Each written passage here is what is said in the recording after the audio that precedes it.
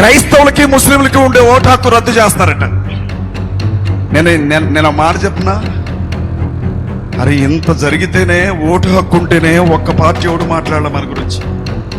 మాట్లాడారా? సరే, బీజేపీ మాట్లాడలేదు అంటే మనం అంటే పడదు అనుకుందాం, బీఆర్ఎస్ మాట్లాడలేదు అని అంటే పోనీ వాళ్ళు కూడా పర్వాలేదు అనుకుందాం.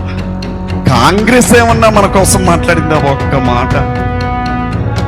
ఆంధ్రాలో సరే తెలుగుదేశం మాట్లాడలేదు, జనసేన మాట్లాడలేదు, బీజేపీ మాట్లాడలేదు అంటే ఓకే అనుకుందాం.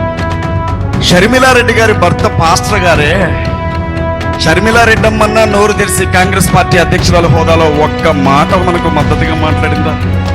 చివరికి కనీసం నేను క్రిస్టియన్ని, బైబిల్ చదువుతా, రోజు ప్రార్థన చేసుకుంటా అని చెప్పిన జగనన్న మన పక్షాన 2 మాటలు మాట్లాడాడు. పిచ్చోడు పిచ్చోడు పిచ్చోడు అని మనం అందరం ముద్రేసామే, ఆ కేఏ పాల్ ఒక్కడే కొట్లాడుతున్నాడు. మీకు తెలుసా, మీడియా ఆయన ఒక బఫూన్ చేసింది.